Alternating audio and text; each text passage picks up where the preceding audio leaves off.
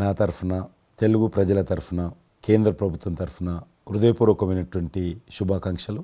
ఎందుకంటే తెలుగు సినీ పరిశ్రమలో అక్కినేని నాగేశ్వరరావు గారి తర్వాత మీరు పద్మవిభూషణ్ తీసుకోవడము మాకందరికీ గర్వకారణం. మీ యొక్క 45 ఏళ్ల సినీ జీవితంలో పునాది రాళ్ళు వేసుకుంటూ స్వయం కృషితో ఈరోజు ఎదుగుతూ వస్తున్నారు. ఎంతో కష్టపడి మీరు ఈ స్థాయికి చేరుకున్నటువంటి మీకు ఈరోజు కేంద్ర ప్రభుత్వం పద్మవిభూషణ్తో సన్మానించడము నిజంగా ప్రతి తెలుగు బిడ్డ గర్వపడాల్సినటువంటి అంశమని నేను భావిస్తా ఉన్నాను. Thank you so much. Padma Vibhushan వచ్చిన ఈ సందర్భంలో మీరు అభినందించడానికి నా స్నేహితుడిగా, చిరకాల మిత్రుడిగా మీరు రావటం అన్నది నాకు చాలా చాలా సంతోషం, మిక్కిలి ఆనందంగా ఉంది. అండ్ మీ ప్రేమని, మీ అభిమానాన్ని ఆస్వాదిస్తున్నాను. Thank you so much. ఢిల్లీలో రాష్ట్రపతి చేతుల మీదుగా తీసుకుంటున్నారు కాబట్టి మేము దానికంటే ముందే మిమ్మల్ని కలవాలి, అభినందించాలనేటువంటి ఆలోచనతో ఈరోజు మీ దగ్గరికి రావడం జరిగింది. మోస్ట్ వెల్కమ్ అండి. దక్షిణ భారతదేశంలో రజనీకాంత్ గారు కానీ మీరు కానీ ఒక మంచి నైతిక విలువలతో కూడినటువంటి నటులుగా మంచి పేరు తెచ్చుకున్నారు. అంతేకాకుండా మన తెలుగు ఇండస్ట్రీస్కి వచ్చినప్పుడు తెలుగు ఇండస్ట్రీలో అప్పుడప్పుడు అనేక రకాల సమస్యలు వస్తుంటాయి, క్రైసిస్ వస్తూ ఉన్నప్పుడు ప్రభుత్వంతో కానీ మీ నటుల మధ్యలో కానీ సినిమా ఇండస్ట్రీ మధ్యలో కానీ వచ్చినప్పుడు సీనియర్ నటుడిగా, మెగాస్టార్గా అందరినీ సమన్వయపరుస్తూ మరి ముందుకు తీసుకెళ్ళేటువంటి వారు. అలాంటి మీరు ఈరోజు మరి పద్మవిభూషణ్ రావడం అనేటువంటిది మరి అందరం సంతోషించాల్సిన అంశం అని నేను భావిస్తాను. ఈ ఇండస్ట్రీ లేకపోతే మేము లేవండి. మా చదివిన చదువుకు కానీ, మన బ్యాక్గ్రౌండ్కి కానీ ఏదో ఒక మారుమూల ఉద్యోగం చూసుకుంటూ ఉండాల్సిన వాళ్ళు ఈ రోజున ఇంత సెలబ్రిటీ స్టేటస్ కానీ ప్రపంచవ్యాప్తంగా ఎక్కడ మన వాళ్ళు ఉన్నా సరే అక్కడ గుర్తింపు కానివ్వండి, ఇవన్నీ రావటం అంటే కనుక కళామ తల్లి, ఆ సినిమా ఇండస్ట్రీ నాకు పెట్టిన భిక్షగా నేను ఫీల్ అవుతుంటాను. ఆ ఇండస్ట్రీ లేకపోతే ఏం లేదు. అందుకని ఇలాంటి ఇండస్ట్రీకి ప్రత్యుపకారంగా నేను ఏం చేయాలి, నాకు ఇంత స్థానం ఇచ్చిన ఇండస్ట్రీకి తిరిగి నేను ఏమి ఇవ్వగలను అనేటటువంటి ఒక గ్రాటిట్యూడ్ నుంచి మొదలైంది. క్రైసిస్ వచ్చినప్పుడు నేనేదో నా భుజం కాయాలి, నా వంతు సహాయం చేయాలి అనే ఆలోచన. ఒక ఇంటికి పెద్ద బిడ్డగా, పెద్ద కొడుకుగా ఆ ఇంటి కుటుంబ బాధ్యతలకి తన వంతు సహాయం ఎలా చేస్తాడో అలాగే నిర్వర్తించాలని ఉంటుంది. కానీ ప్రతిదానికి పెద్ద నేను అనేటువంటి బేషిజానికి మాత్రం పోవాలని కారణం ఒకటి అనుకుంటే మీరంటే అందరు యాక్సెప్టబిలిటీ ఉంటుంది. అది కూడా ఆ యాక్సెప్టబిలిటీ చిన్నవాళ్ళు కానీ పెద్దవాళ్ళు కానీ ఈ రంగం కానీ ఆ రంగం కానీ మీరు ఏదైనా ఒక మాట చెప్తే దాని మీద మీరు నిలబడతారు, మిగతా వాళ్ళు కూడా మీ మాట గౌరవం ఇస్తారు. అది కారణం నేను అనుకుంటాను. సినిమా రంగం నుంచి రాజకీయాలకు వచ్చి కూడా రాజకీయాలలో మీకంటూ ఒక ప్రత్యేక స్థానాన్ని సంపాదించుకున్నారు. మీరు కొత్త ఒరవడి రాజకీయాల్లో కూడా తీసుకురావడం, మీరు చేపట్టినటువంటి ప్రచార కార్యక్రమం కానీ మీకు వస్తున్నటువంటి స్పందన కానీ అద్భుతంగా. మేమందరం ప్రతి కార్యక్రమాన్ని వేరే ప్రత్యామ్నాయ పార్టీలో ఉన్నప్పుడు కూడా మీ రాకను మేము గమనించే వాళ్ళము. మీరు చేస్తున్నటువంటి ప్రచారము, కొత్త ఒరవడి మీరు అద్భుతంగా చేశారు. ప్రాంతాలకు అతీతంగా మీకు స్పందన లభించింది, చాలామంది గెలిచొచ్చారు. ఒక ఆర్టిస్ట్గా నేను మంచి స్థితిలో ఉన్నప్పుడు రాజకీయాల్లోకి వెళ్ళాల్సినటువంటి ఒక పరిస్థితులు నెలకొన్నాయి. ఆ సమయంలో నేను ప్రజలకి ఏదో చెయ్యాలనే తప్పనే ప్రధానం తప్ప ఎలాంటి పొజిషన్స్ ఏమిటి దీని మీద నాకు దృష్టి లేదు. ఎందుకంటే అన్నిటికీ మించినటువంటి ఉన్నతమైన స్థానాన్ని వాళ్ళ మనసులో వాళ్ళు ఇచ్చిన తర్వాత దానికి మించి నాకు ఏది కావాలి కోరిక లేదు నాకు. అయితే ఇదో చిన్న ఎత్తున మనకి తెలిసి మనకు అందుబాటులో ఉన్నటువంటి చారిటబుల్ ట్రస్ట్ ఇవి పెట్టి చేస్తాం, నేత్రదానం అని, రక్తదానం అని చేస్తున్నాం. కానీ పెద్ద ఎత్తున చేసే అవకాశం భగవంతుడు ఇస్తే కనుక అది చిత్తశుద్ధితోటి నేను మనసావాచ కర్మేణ చెయ్యాలి అని ఆ రకంగా నా కృతజ్ఞత తీర్చుకోవాలని మాత్రం చూపించాలని మాత్రం నాకు ఎప్పుడు ఉంటుండేది. నాకు ఇప్పటికి జ్ఞాపకం ఉంటుంది. ఇది అంతకుముందు ఒకటే ఉండేది, ఇలాగ పెట్టినప్పుడల్లా ప్రతిసారి మీరే జ్ఞాపకం వస్తారు నాకు. ఇంత కీన్ అబ్జర్వేషన్. రాజకీయంగా ఉన్నప్పుడు మాత్రం నాకు ఎనలేని సంతృప్తి ఎక్కడ లభించిందంటే, ముఖ్యంగా ఇప్పుడు తమరు చేస్తున్నటువంటి శాఖ ఉంది కదా టూరిజం, అది నేను మీకంటే కొంచెం ఒక స్టెప్ ముందుగా దాన్ని నేను అవి నిర్వర్తించినప్పుడు ఆ శాఖలో మంత్రిగా నాకు పొందినటువంటి అనుభూతి కానీ లభించిన సంతృప్తి కానీ అంతా ఇంత కాదు. ఆ రకంగా మాత్రం రాజకీయాలకు వస్తే ఇంత చేయొచ్చా అనేది మాత్రం నాకు సుస్పష్టంగా నాకు అనుభవపూర్వకంగా తెలిసొచ్చింది మంత్రిగా ఉన్నప్పుడు టూరిజానికి. అది అలా అలా వెళ్ళి ఆఖరికి ఒక కల్నరీ ఇన్స్టిట్యూట్ అనేది నాకు అవకాశం తిరుపతిలో నేను వెళ్ళాను. అద్భుతమైనటువంటి ఇన్స్టిట్యూట్ అది. అంటే క్షమించాలి, అది ఇనిషియేట్ చేసి తీసుకురావడం వరకు నేను చేసి ఇంకా ప్లానింగ్ అంతా మీరు ఉన్నప్పుడే అంతా జరిగింది. రాబట్టడానికి ఎంత కృషి చేశానంటే అంతా ఇంత కాదు, అది మనకు రాకుండా పోయే పరిస్థితులు ఉన్నాయండి. ఆ టైం లోపల ఒక మినిస్టర్నా ఒక సూపర్ స్టార్నా అన్నీ పక్కన పెట్టేసి ఆ ప్లానింగ్ కమిషన్ చైర్మన్ ఉండేవారు మౌంటిగా అహ్లూవాలియా. ఆయన దీన్ని వద్దు, మనకి ఇది వైబుల్ కాదు, ఇది ఫీజిబుల్ కాదు అంటే కనుక కాదని ఆయన గుమ్మందరికి వెళ్ళిపోయి చేతులు కట్టుకుని ఇది ఓకే చేయండి సార్, దీని ఆవశ్యకత అంతా కాదు. ఇండియాలో ఉన్నటువంటి ఎన్ని రకాల స్టేట్స్ ఎన్ని రకాల కల్చర్స్ ఉన్నాయో అన్ని రకాల వంటకాలు ఉండేటటువంటి దేశం మందే. అది నేర్పించే ఒక ఇన్స్టిట్యూషను ఈ రోజున మనకి కావాలి, అదే కల్నరీ ఇన్స్టిట్యూట్. అది మనకు వచ్చింది, దాన్ని మనం నిలబెట్టుకోవాలి. ఇది గొప్ప అవకాశం, ఎంతోమందికి ఉద్యోగం ఇవ్వటమే కాదు మన కల్చర్ని కూడా మనం నిలబెట్టడం అవుతామంటూ ఆయనతో పోరాడి కన్విన్స్ చేసి ఓకే చేసి ఇక్కడ రాష్ట్ర ప్రభుత్వం ఆ రోజున ఉన్నట్టు రాష్ట్ర ప్రభుత్వం ఒప్పించి రేణుగుంటలో 17 ఎకరాల దాకా చేయించి ఇంకా పెట్టేస్తున్నాం, ఇంకా మనం స్టోన్ వేస్తున్నాం ఇక్కడ అని అనుకున్న సమయంలో ఈ రాష్ట్ర విభజన సమయంలో నేను రిజిగ్నేషన్ టెండర్ చేసి వచ్చింది. అయితే ఫైల్స్ సంతకం అన్నీ అయిపోయినాయి. దాని తర్వాత ఇమ్మీడియట్గా వచ్చిన కేంద్ర ప్రభుత్వంగా మీరు దాన్ని ఇంప్లిమెంట్ చేసి ఈరోజు రేణుగుంటలో అది మీరు చాలా అద్భుతంగా ఉన్నదండి. ఇంకా దాన్ని ఈ మధ్యలోనే 2 రోజుల క్రితం ఈ మధ్య నేను మా సెక్రటరీని పంపించాను. మళ్ళీ దాన్ని ఇంకా రిక్రూట్మెంట్ కానీ ఇంకా రీడెవలప్మెంట్ కానీ ఇంకా ఏ రకంగా డెవలప్. ఇప్పుడు ఆల్రెడీ మేము ఎస్వి యూనివర్సిటీతో టైప్ చేసుకుంటున్నాము, టీటీడీ వాళ్ళతో టైప్ చేసుకుంటున్నాము, కొన్ని స్టార్ హోటల్స్తో టైప్ చేసుకుంటున్నాము. ఆ రకంగా ఇంకా మీరు ఏదైతే ఆలోచన ఉండనో మీ ఆలోచన ప్రకారం దాన్ని ముందుకు ముందుకు తీసుకెళ్తాం. మీరు రాజకీయాలు ఉన్నా సినిమా రంగంలో ఉన్నా కూడా కల్మషం లేనటువంటి వ్యక్తి అని నేను భావిస్తాను. ఎవరిని పల్లెత్తు మాట అన్నారు, ఇంట్లో అన్నారు అనుకుంటే బయట అన్నారు అనుకుంటాను. పార్టీ పెట్టినప్పుడు కూడా ఎవరన్నా అక్కడక్కడ రాజకీయంగా అన్నా కానీ మీరు వ్యక్తిగతంగా అందరూ గౌరవిస్తారు ఈరోజు ఏ పార్టీలు ఉన్నప్పుడు కూడా. నేను అది ముందస్తుగా చూసింది మీలో కిషన్ రెడ్డి గారు. మిమ్మల్ని మనస్ఫూర్తిగా చెప్తున్నాను, అసెంబ్లీలోకి నేను అడుగుపెట్టినప్పుడు నేను కొత్తవాడిని. నా వెనకాల ఆల్రెడీ ఒకసారి ఎమ్మెల్యేగా చేసి రెండోసారి ఎమ్మెల్యేగా ఉన్న కిషన్ రెడ్డి గారు నా పక్క సీట్లో ఉండేవారు. ఇటు పక్క ఇంకొకరు జయప్రకాష్ నారాయణ గారు, ఆయన ఇటు పక్క చంద్రబాబు నాయుడు గారు, మరో పక్కేమో వైఎస్ఆర్, అందరూ ఉండేవాళ్ళు. వీళ్ళందరూ మాట్లాడుతుంటే వీళ్ళందరూ రాజకీయ ఉద్దండులు మాట్లాడుతుంటే అందరిని చూస్తుండేవాడిని.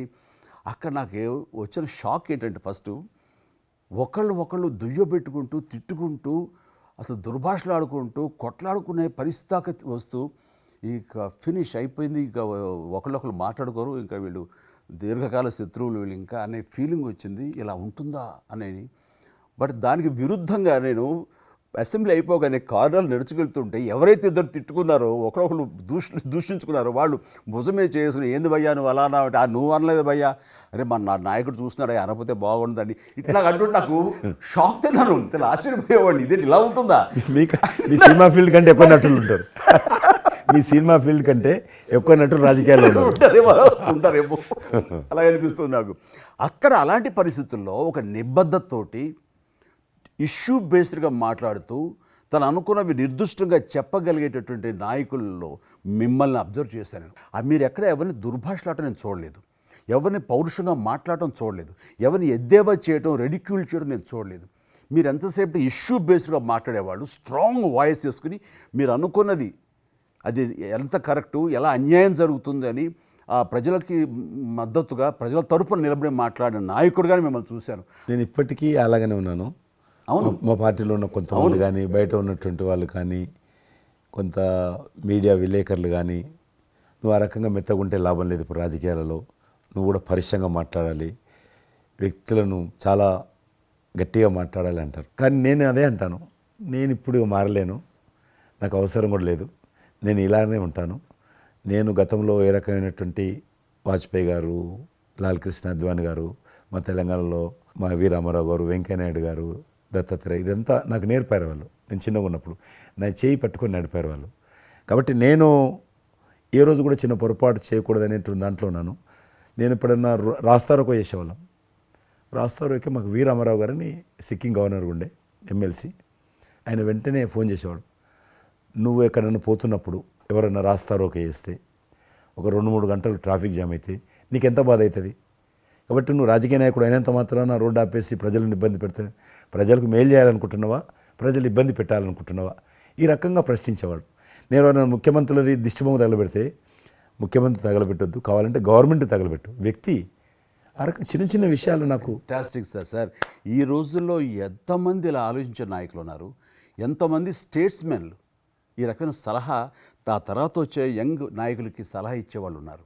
అవన్నీ కరువడిపోతున్నాయి. ఇవన్నీ కూడా చరిత్రలో జరిగేవంట అనే స్థితిలాగా ఉంది మీలాంటి వాళ్ళు లేకపోతే కనుక. ఈరోజు మనము స్వాతంత్రం వచ్చి 75 సంవత్సరాలైంది. ఈ 75 సంవత్సరాల్లో మనం అనేక రకాలుగా అభివృద్ధి చేసుకున్నాము, ప్రాజెక్టులు కట్టుకున్నాము, ముందుకెళ్ళాము, కొంత మెరుగైనటువంటి పరిస్థితి వచ్చింది. కానీ మన తర్వాత వచ్చినటువంటి స్వాతంత్రం వచ్చినటువంటి దేశాలు కూడా డెవలప్డ్ కంట్రీగా ఎమర్జ్ అయినాయి. మనం ఇంకా డెవలపింగ్ కంట్రీ, అభివృద్ధి చెందిన దేశంగా ఎదగలేదు.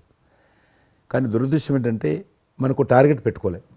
ఎప్పటి లోపల మనం లక్ష్యం చేరుకుందాం అనేది ఎక్కడ కూడా పెట్టుకోలే. ఇంకో 75 సంవత్సరాల తర్వాత ఇట్లనే ఉన్నాం అనుకో, ఇంకో 75 సంవత్సరాల తర్వాత కూడా వెనక తిరిగి చూస్తే మనం డెవలపింగ్ కంట్రీగా ఎమర్జ్ కాము. అందుకే ఈ మధ్యలో మన కేంద్ర ప్రభుత్వము ఒక టార్గెట్ పెట్టుకుంది.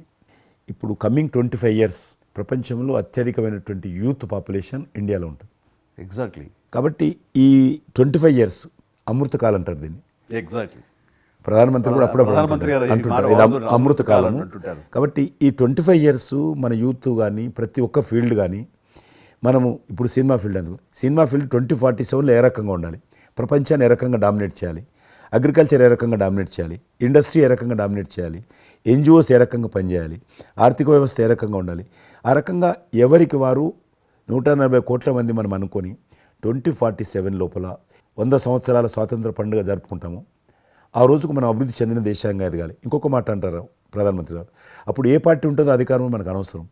అప్పుడు ఎర్రకోట నుంచి ఏ ప్రధానమంత్రి ఏ వ్యక్తి జాతీయ పతాకం ఆవిష్కరిస్తారో మనకు సంబంధం లేదు, ఎవరైనా ప్రజలు అనుకుంటారు.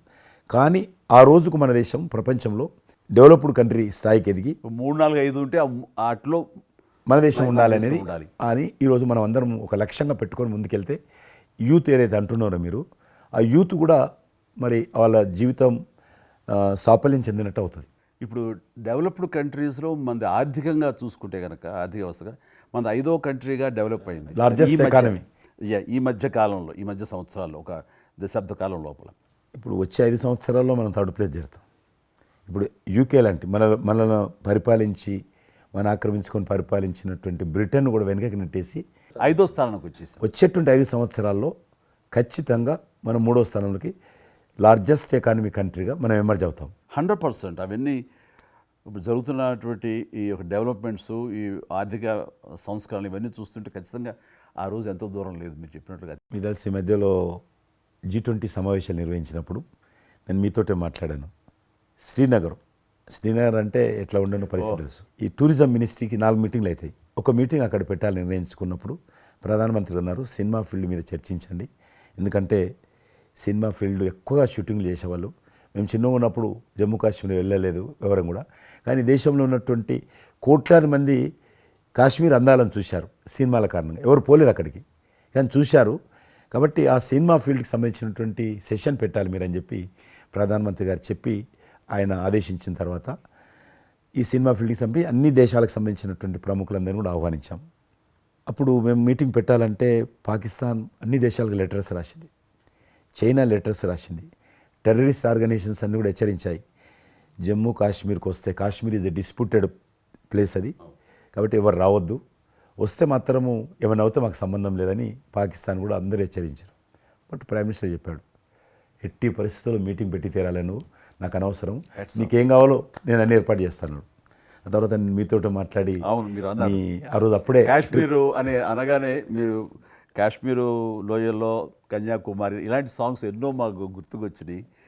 అలాంటిది మళ్ళీ మీరు మీ పార్టిసిపేషను ఉంటే బాగుంటుంది అనుకున్నప్పుడు ఆ టైంలో నేను రాలేని పరిస్థితిలో రామ్ చరణ్ వస్తే బాగుంటుంది, అతను triple R cinema Oscar award వచ్చింది. తోటి తను మంచి ఆస్కార్ అవార్డు వచ్చింది, బాగుంటుంది, ప్రధానమంత్రి గారు చెప్పాను. అప్పుడు అందరూ ఫారినర్స్ డెలిగేట్స్ అందరూ కూడా ఏ సినిమా సాంగ్ అది నాటు నాటు నాటు సినిమా డాన్స్ చేశారు అక్కడ. డాన్స్ చేశారు వాళ్ళు. ఎవరు మన కొరియన్ కొరియన్ మినిస్టర్.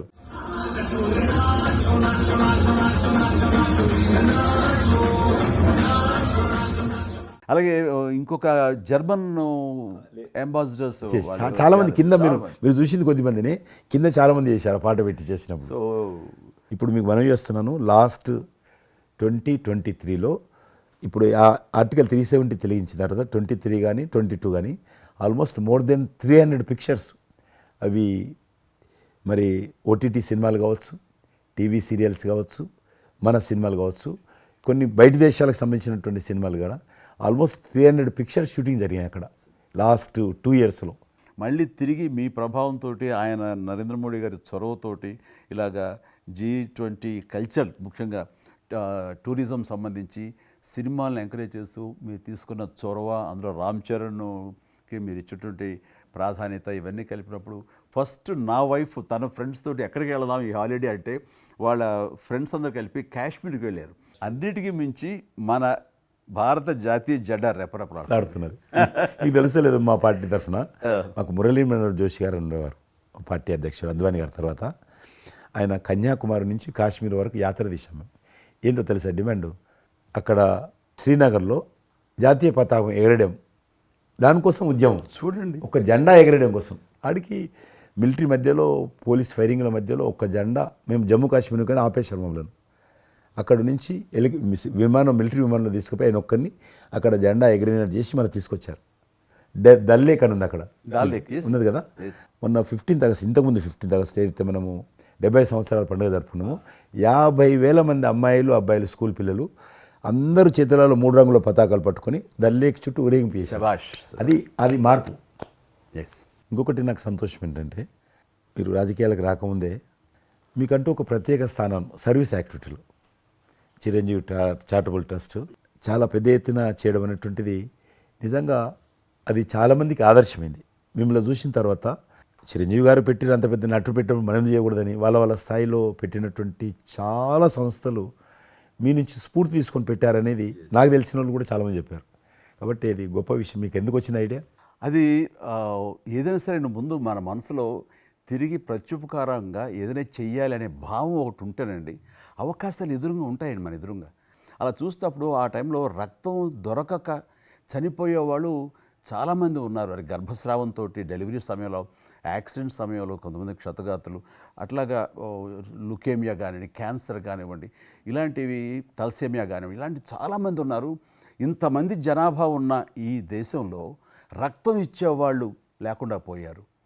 ఎందుకంటే రక్తం అనేది ల్యాబుల్లో తయారు చేసేది కాదు, ఒక మనిషి మరొక మనిషికి దానం ఇస్తేనే జరిగేది. సో ఆ మాత్రం ఆల్టర్నేటివ్ లేదు, లేదు, ప్రత్యామ్నాయం లేదు.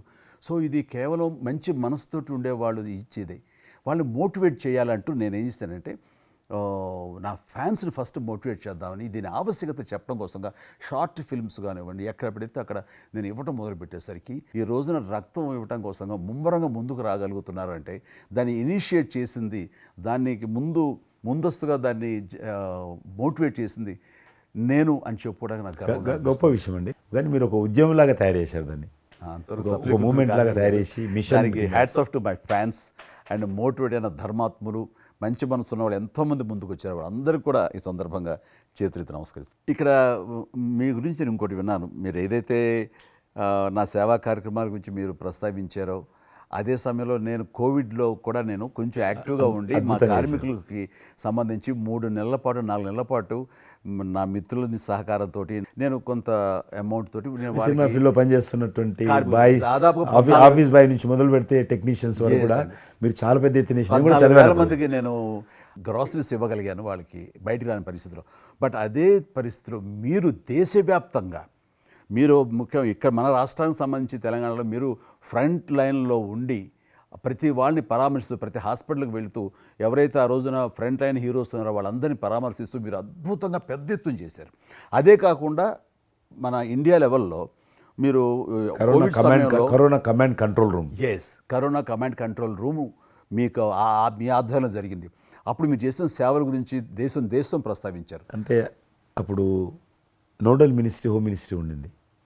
ఏమైనా డైరెక్షన్స్ దేశానికి ఇవ్వాలన్నా, రాష్ట్ర ప్రభుత్వాలకు ఇవ్వాలన్నా, లాక్డౌన్ ఎక్కడ పెట్టాలి, ఎక్కడ పెట్టకూడదు, ఎప్పుడు పెట్టాలా, లాక్డౌన్లో ఏ స్థాయికి వెళ్ళాలా అన్నీ కూడా హోమ్ మినిస్ట్రీ ఇచ్చేది. నేను అప్పుడు హోమ్ మినిస్ట్రీలో ఉన్నాను.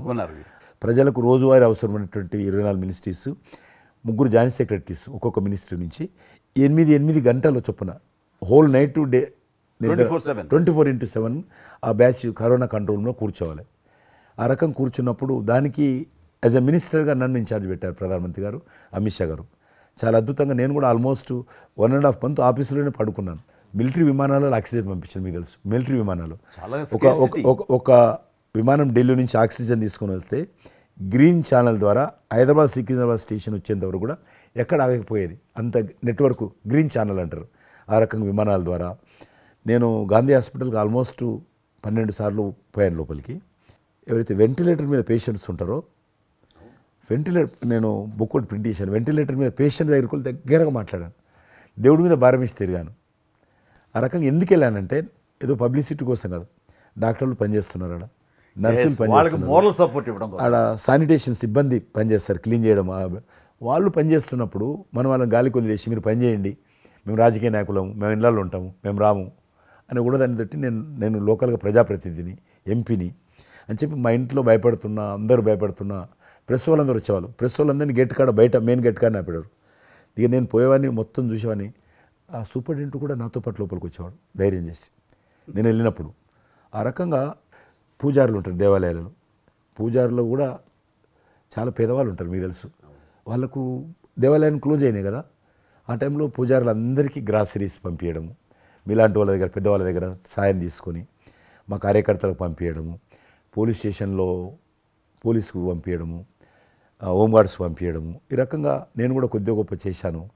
ఇక్కడ మా వాళ్ళతోటి కలిసి నా కాన్స్టిట్యున్సీ చూసి, ఈవెన్ నా పార్టీలో ఉన్నటువంటి, నాకు పనిచేసినటువంటి పేద కుటుంబాల కార్యకర్తలకు కూడా గ్రాసరీస్ పంపించాను నేను. ఆ రకంగా కూడా వర్కౌట్ చేశాను. మీ కుటుంబంలో కూడా చాలామంది మీకు బంధువులు సినిమాలు వచ్చారు. అందులో 2 ప్రముఖంగా, మీ అబ్బాయి చరణ్ గారు కావచ్చు, మీ సోదరుడు పవన్ కళ్యాణ్ గారు కావచ్చు. వాళ్ళిద్దరిట్లో మీకు నచ్చిన సినిమా ఏముంటుంది? పవన్ కళ్యాణ్ సినిమాల్లో నాకు తొలి ప్రేమ ఒకటి చాలా ఇష్టం, బద్రీ ఇష్టం, అలాగే జల్సా అనే ఇంకో సినిమా, అత్తారింటికి దారేదైతే చాలా నేను చూశాను. అది అవి తను చేసినవి సినిమాలైనా అన్నీ కూడాను అద్భుతమైన సినిమాలే, 1-2 తప్ప. అండ్ చరణ్ రెండో సినిమా మగధీర నభూత నా భవిష్యత్. మీరు అసెంబ్లీలో నాకు వచ్చి చెప్పారు, ఏది మగధీర రిలీజ్ అయిన రోజు ఉన్నారు మీరు, జ్ఞాపకం ఉందో లేదు మీకు? కరెక్టే కదా, మీరు షేర్ చేశారు. చాలా బాగా నడుస్తుంది మా అబ్బాయిది, మంచి అదే టైంలో మీరు అసెంబ్లీలో కూడా చెప్పారు మాకు, మామూలుగా మాట్లాడుతున్నారు, మగధీర చాలా అద్భుతంగా వచ్చింది చిరంజీవి అని. మీరు ఎంత సంతోషపడిపోయారో. మీకు రాజకీయంగా మీ తదనంతరం లేదా మీతో పాటు మీ బంధుగణంలో కానీ, మీ బంధువులో కానీ, మీరు ఎంకరేజ్ చేసిన మీ శిష్య వర్గంలో కానీ ఎవరైనా ఉన్నారా? అంటే నేను మా కుటుంబం నుంచి ఎవరిని ప్రోత్సహించలేను. ఎవరన్నా ఇష్టం ఉంటే వాళ్ళు రావాలి ఫ్యూచర్లో, నేను ప్రోత్సహించలే ఎవరిని కూడా. నాకు పార్టీలో గ్రూప్ అంటూ లేదు. అందరూ పార్టీ కార్యకర్తలందరూ నా గ్రూపే, పార్టీయే నా జెండా. ఆ రకంగా నేను ఎవరిని వ్యక్తిగతంగా నా మనిషిని ప్రోత్సహించుకోవడము, లేకపోతే మా కుటుంబ సభ్యులను ప్రోత్సహించడం అనేటువంటిది, ఎవరైనా రాజకీయాలు అంటే వాళ్ళ స్వేచ్ఛ, మనం బలవంతంగా తీసుకొచ్చి నిలబెట్టాలనేది నేను జనరల్ కూడా అనుకోలేదు ఇప్పటివరకు అయితే. ఈ ఫ్యూచర్ ఏమైతే చెప్పలేను ఇప్పటికైతే. మీరు ఒక గ్రూపు, నా కార్యకర్తలు నా గ్రూప్ అని మీరు అంటే నాకు ఒక విజువల్, ఒక ఫోటోగ్రాఫ్ గుర్తుకొస్తుంది. మీరు వైట్ హౌస్ ముందు మీరు కొంతమంది కార్యకర్తలు అలా ఉన్నారు, కానీ వాళ్ళు నిశ్చితంగా చూస్తే నరేంద్ర మోడీ గారు ఉన్నారు ఆ టైం లోపల. మీకు అప్పటి నుంచి కూడా నరేంద్ర మోడీ గారితో సత్సంబంధాలు ఉండేవా? అద్వానీ గారు ప్రెసిడెంట్ ఉన్నప్పుడు 1994లో నేను అప్పుడు యూత్ వింగ్లో పనిచేస్తున్నాను. American council of young political leaders, అది యుఎస్ గవర్నమెంట్ ఏజెన్సీ. వాళ్ళు ఏం చేసేవాళ్ళంటే కొన్ని ముఖ్యమైనటువంటి దేశాల నుంచి అప్పుడప్పుడు యూత్ డెలిగేషన్, పొలిటికల్ పార్టీకి సంబంధించినటువంటి యూత్ యంగ్ లీడర్స్ అంటారు, యంగ్ లీడర్స్ని పిలిచి మా దేశం ఏ రకంగా అభివృద్ధి చెందుతుందో మీరందరూ చూసి మీరు మీ దేశాల్లో మాకు దేశం గురించి ప్రచారం చేయాలి. వాళ్ళ కాన్సెప్ట్ అది. అద్వాని గారు ముగ్గురిని సెలెక్ట్ చేశారు. నన్ను హైదరాబాద్ నుంచి తెలంగాణ ఉమ్మడి రాష్ట్రం ఆంధ్రప్రదేశ్ నుంచి, కర్ణాటక నుంచి అనంత్ కుమార్ అని చనిపోయారు. Yes, yes. మినిస్టర్ ఉండేవారు, సివిల్ అవియేషన్ మినిస్టర్ ఉండేవాడు, కల్చర్ మినిస్టర్. ఆయన చనిపోయారు మధ్యలోనే. అక్కడ గుజరాత్లో అరగని పార్టీకి సెక్రటరీ ఉండేవాడు నరేంద్ర మోడీ గారు, అప్పుడు మినిస్టర్ కాదు ఇంకా మా ముగ్గురిని సెలెక్ట్ చేసి ఢిల్లీకి పిలిచి ఇట్లా మీరు పార్టీ తరఫున పోవాలి అని చెప్పి, నన్ను కూడా నువ్వు పోవాలన్నప్పుడు నాకు పాస్పోర్ట్ లేదు, నాకు చాలా చిన్న ఏజీ, ఫ్లైట్లో మొదటిసారి పోయినా నేను. తొందర రమ్మంటే మా పార్టీ ఫ్లైట్ టికెట్ ఇస్తే పోయాను. మాట్లాడినాక వారు చెప్పారు మీరు ముగ్గురు కూర్చున్నాక ఇంటి ముందోటి కటింగ్ షాప్ ఉంది, నరేంద్ర మోడీ గారి గడ్డ ఉంది, నాకు గడ్డ ఉంది, చిన్నోని మీరు దగ్గర క్లీన్ షేవింగ్ చేసుకురా అన్నాడు. నరేంద్ర మోడీ ఇంటి మా అమ్మ పోయిన క్లీన్ నాకు చూపించాలన్నాడు. మళ్ళీ వచ్చి మళ్ళీ పోయి క్లీన్ షేవింగ్ చేసుకొని నరేంద్ర మోడీ గారు మేము ఇద్దరం, ఎందుకనంటే అయినా మీరు పార్టీ రిప్రజెంట్ చేయడం లేదు, మీరు ఇండియాని రిప్రజెంట్ చేస్తున్నారు, టైంకి రావాలా, టైం పోవాలని చెప్పి మమ్మల్ని పంపించిన తర్వాత నరేంద్ర మోడీ గారు మీరు చూడండి ఆ ఫోటోలో ఆయన సంఖ్య బ్యాగ్ ఉంటుంది, ఆ బ్యాగులో పుస్తకము పెన్ ఉంటుంది. మేము రాజులాగా పుస్తకం లేదు, పెన్ లేదు, మేము పోతుంటే అందులో భాగంగానే వైట్ హౌస్ లోపల రాణించేవాళ్ళు, చాలా దూరంకి వెళ్ళి కానీ చూపించేవాళ్ళు. బయట ఉండే కొంత అమెరికా ఇది వైట్ హౌస్ అక్కడ కనిపిస్తుంది, అందులో అది ప్రెసిడెంట్ రూము, ఇక్కడ కనిపిస్తుంది కిచెను, ఇది కాన్ఫరెన్స్ హాలు. బయట నుంచి అందరు చెప్పేటోళ్ళు చాలామంది ఉండేవాళ్ళు, గైడర్స్ టూరిస్ట్ గైడ్స్ ఉంటారు కదా, వాళ్ళు చాలామంది అక్కడ పోతే చెప్పేవాళ్ళు. ఆ రకంగా అక్కడ దిగినటువంటి ఫోటో అది. ఎందుకు రిలీజ్ చేశానంటే ప్రధానమంత్రి గారు అయిన తర్వాత నాకు ఫోన్ చేశాడు, కిషన్ ఏమన్నా మీ దగ్గర ఫోటోలు ఉన్నాయా? ఆయన దగ్గర లేవు పాపం. ఓకే, నాకు ఫోన్ చేశాడు. నేను ఎమ్మెల్యే క్వార్టర్స్లో అవన్నీ ఫోటోలు తీసినాక ఇంత కట్ట ఉండే కానీ అన్నీ అంటుకొని ఒకటి మనకు తెలియదు కదా, మొత్తం పాడిపోయినాయి. 8 ఫోటోలు దొరికినాయి. అందులో ఏదో ఒకటి దొరికింది, బోటు థమ్స్అప్ తాగుతూ, అప్పుడు థమ్స్అప్ తాగొద్దని కూడా తెలియదు, ఇది మల్టీనేషనల్ కంపెనీ అటువంటి ఏం లేదు అప్పుడు. బోట్ నడిపిస్తున్న ఫోటో ఇవన్నీ కూడా కొన్ని దొరికితే పంపించాను. ఆయన ఏ వైట్ హౌస్ ముందు అయితే నేను ఫోటో దిగాను గేట్ కాడ, ఈరోజు అదే వైట్ హౌస్ ఆహ్వానం మేరకు వైట్ హౌస్ లోపలికి వెళ్తున్నానని ఆ ఫోటో రిలీజ్ చేశాడు. Excellent experience. ప్రైమ్ మినిస్టర్ ఆ ఫోటో బయటకు ఆ ఫోటో బయటకు వచ్చింది. ఆ రోజు ప్రైమ్ మినిస్టర్ గారు అయిన తర్వాత అమెరికాకి వెళ్తున్న రోజు రిలీజ్ చేసిన ఫోటో అది. మీరు మాకు ఒక మాట ఇచ్చారు, మీరు మన ఆఫీస్ ఏదైతుందో టూరిజం ఆఫీసు ఢిల్లీలో నేను వస్తాను, మన ఇద్దరం ఒకసారి ఎందామని అన్నారు. కానీ మీ ఒత్తిడి కారణంగా మన ఒత్తిడి కారణంగా జరగలేదు. ఇంకా అది రేపు ఎలక్షన్స్ తర్వాత మళ్ళీ అది చెప్పలేము కాబట్టి అది వస్తాను. అది కాకుండా మీరు నాకు ఇంకా జ్ఞాపకం, ఆఫీస్లో ఉన్నప్పుడు నాకు గర్వం ఫీల్ అవుతాను. ఎందుకంటే మీరు పెట్టిపోయినటువంటి ఫోటోలు, ఇండియాకి సంబంధించినటువంటి టూరిజం డెస్టినేషన్ యొక్క ఫోటోస్ ఏవైతున్నాయో అవి ఇంకా ఆ రకంగానే ఉన్నాయి. నేను అడిగిన ఎవరు పెట్టారంటే చిరంజీవి గారు పెట్టారంటారు. డ్రైవర్ కూడా మీకైతే డ్రైవర్ ఉండను, అతను ఇప్పుడు నా దగ్గర ఉన్నాడు, రణధీర్. మీకు చెప్తుంటారు సార్, మై చిరంజీవి సాబ్ కभी मैं ही साहब ड्राइवर मैं ही चलाता उनका गाड़ी ఢిల్లీ में आज आपको मैं चला रहा हूं साहब అంటాడు.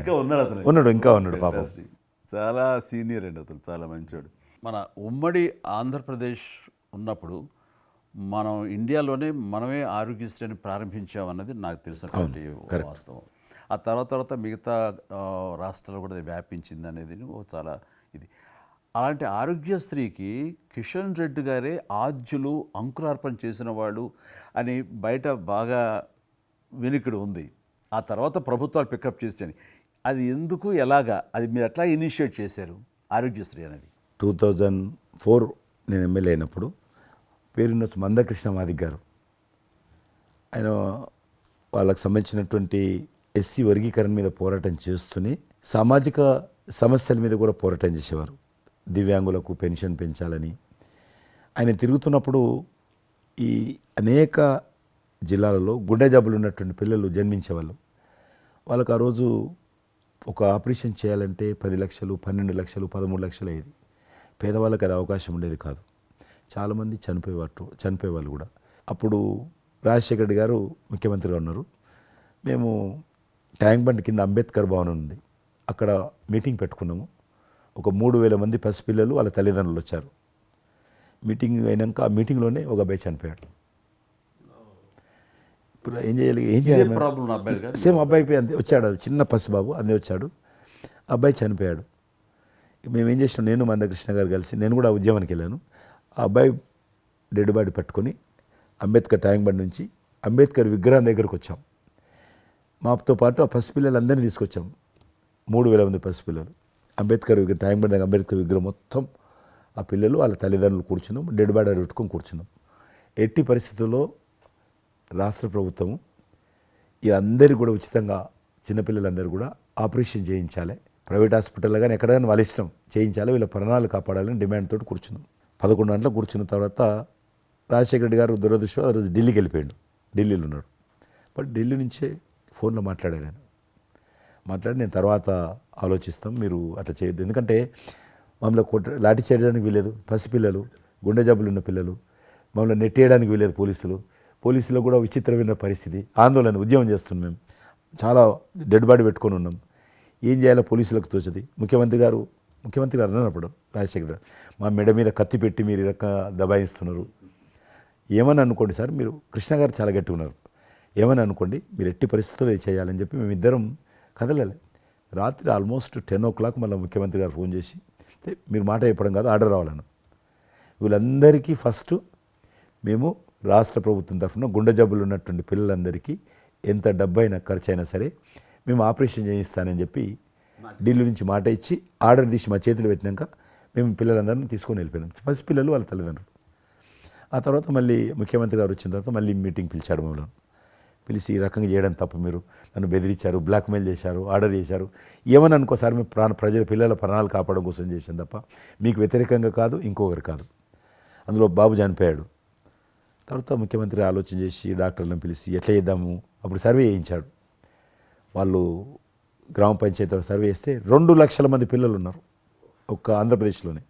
ఉభయ రాష్ట్రాల్లో గుండెకు జబ్బు హోల్ ఉండి పుట్టినటువంటి వాళ్ళు 2 లక్షల మంది పిల్లలు ఉన్నారు. ఇంతమందికి నేను ఎట్లా చేస్తా అది ఇదని మళ్ళీ సర్వే వచ్చిన తర్వాత వెరిఫికేషన్ వచ్చిన లిస్ట్ తీశాడు, అంచనా వచ్చిన తర్వాత అప్పుడు ఆయన ఇన్సూరెన్స్ ఏదైనా చేద్దామా అని, ఆయన డాక్టర్ కదా ఒరిజినల్గా, ఆయన డాక్టర్ వృత్తి, చదువుకున్నది MBBS అయినా, ఆయనకి ఈ విషయం బాగా తెలుసు కాబట్టి ఏం చేద్దామని ఆలోచన చేసి అప్పుడు ఇన్సూరెన్స్ పథకం ఆ పిల్లల కారణంగా, గుండె జబ్బులు ఉన్నటువంటి పిల్లల కారణంగా ఆ 2 లక్షల మందికి పిల్లలు ఇన్సూరెన్స్ చేయాలన్న వచ్చినటువంటి ఆలోచనే ఈ ఆరోగ్యశ్రీ పథకం. అలా మీరు ఇనిషియేట్ చేసినటువంటి ఈ ఆరోగ్యశ్రీ కానివ్వండి, ఇది నిజంగా ఇలాంటి సామాజిక స్పృహ అనేది రాజకీయంగా ఆలోచిస్తే వచ్చేది కాదండి. ఇది మానవతా విలువలతోటి, మానవత్వంతో ఆలోచించారు కాబట్టి ఈ రోజున అది సఫలీకృతం కాగలిగింది. భారతదేశంలోనే అది ఒక అందరూ ఆచరించేటువంటి గొప్ప పథకం అయింది. అది ఎంతమంది లబ్ధి పొందుతారో వాళ్ళందరూ బ్లెస్సింగ్స్ మీకు ఉండాలి. అసెంబ్లీలో ఉండగా నాకు ఒక రిప్రజెంటేషన్ ఇచ్చారు. ఈ హోమ్ గార్డ్స్ గురించి మీరు తీసుకున్న శ్రద్ధాశక్తి, ఆహ్వానించిన మీరు పడ్డ తపన కానీ అంతా ఇంత కాదు. అండ్ అది మీరు ఈ రోజున వాళ్ళకి ఏదైనా లబ్ధి చేకూరిందంటే దానికి కూడా నాంది పలికిన వాడు కిషన్ రెడ్డి గారు. 3,000 జీతం ఉండేది సార్ వాళ్ళకు, కుటుంబము. వాళ్ళు 12 గంటలు, 13 గంటలు, 14 గంటలు, ఇప్పుడు ట్రాఫిక్ చేస్తుంటారు కదా, వాళ్ళు 12 గంటలు దుమ్ము ధూళి ఎండలో వాళ్ళు ఇట్లా ఏలు పెడితే మొత్తం మన చేయి నల్లగవుతుంది, అంత మట్టి కాలుష్యంతో ఉంటారు వాళ్ళు. రోజు వాళ్ళు ఇచ్చే బట్టలు తెల్ల షర్ట్ వేసుకోవాలి, వాళ్ళు కాకి ప్యాంట్ వేసుకోవాలి. ఉదయం వేసుకునే షర్టు 2 గంటలలో కలర్ మారిపోతుంది. మనం ఇచ్చేటువంటి 3,000 రూపాయలు అలా డ్రెస్ ఉతకడానికే సరిపోతుండే. అందుకే కిషన్ రెడ్డి గారు మీరంటే ఎందుకు గౌరవం అంటే, మీరు రాజకీయ లబ్ధి గురించి ఎప్పుడు చూసేవాళ్ళు కాదు, మీ కాన్స్టిట్యున్సీకే పరిమితమైన మీరు ఎప్పుడు కాదు, విస్తృతంగా అందరికీ లబ్ధి చేకూరే విధంగా తీసుకున్నారు. కాబట్టి అలాంటి మీకు ఆ బలం, మీ వాయిస్కి ఆ స్ట్రెంగ్త్ అలాగా, ఎందుకంటే మీ ఆశయంలో ప్యూరిటీ ఉంది, మీ ఆశయంలో చిత్తశుద్ధి ఉంది మీ ఆచరణలో. కాబట్టి మీలాంటి నాయకుల వల్లనే అవుతుంది ఏదైనా సరే. జనవరి 22 నాడు నేను టీవీలో చూశాను, మీరు అయోధ్యలో రామమందిర నిర్మాణంలో మీ దగ్గర కెమెరాలు పెట్టడము, మీరు కామెంట్ చెప్పడము, మిమ్మల్ని పిలవడము, మీరు పోవడము, మీరు ఆ రోజు టీవీలో దేశమంతా అన్ని టీవీలు మాట్లాడాయి.